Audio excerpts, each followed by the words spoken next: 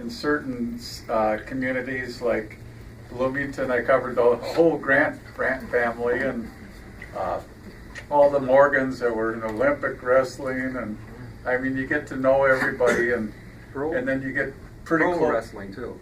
Pro wrestling, yeah, and there's so many great coaches, and it's just the rewards and the people in these different organizations, and that's what I'll miss the most. But this, like I wrote a farewell column yesterday that'll be in the papers next week, and I just said that it's been a labor of love, not work.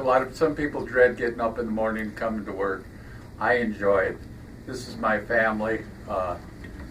John and I are very close. We've been through so much. You can imagine 12, 14 different ownerships. And so everybody's got to come in with different agendas, and you go with the flow or you're out with the flow.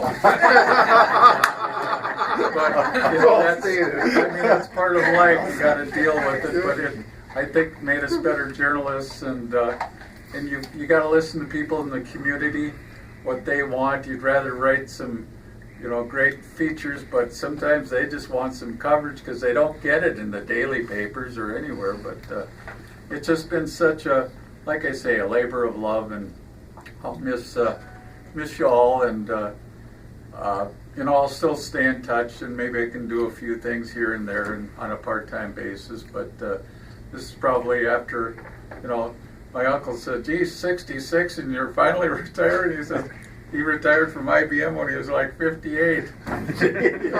So he said, "You've been going another 8 years since," and I thought I was overworked and tired and stuff.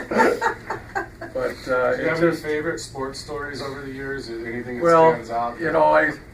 With Ken Herbeck, I got so close with Kent all the way, and when he was, I don't know if Kent's a big man now, but when I first started covering at Bloomington Kennedy, I got a picture of him rounding third base in a district baseball game, and he was 6'3", 185 pounds.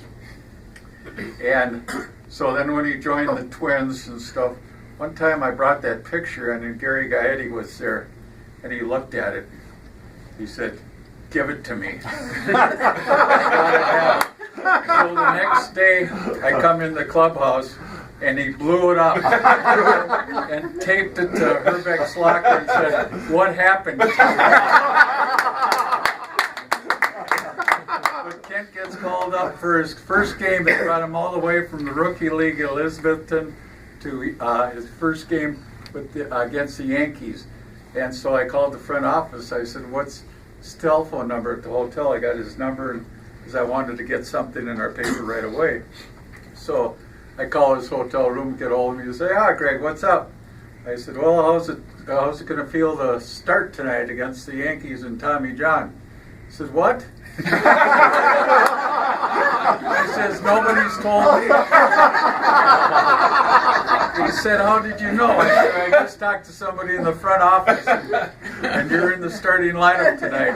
He said, "Oh my God, I heard Tommy John's got this slow break and stuff." And well, later on that night, he hits a home run against George Frazier, and they win the game, his first game. And but it's stories you remember about him, and covering some of these guys that were in the Super Bowl. Bob Stein, who was my idol at St. Louis Park, playing for Kansas City Chiefs, that happened to beat the Vikings, and Milt Sunday, and all these.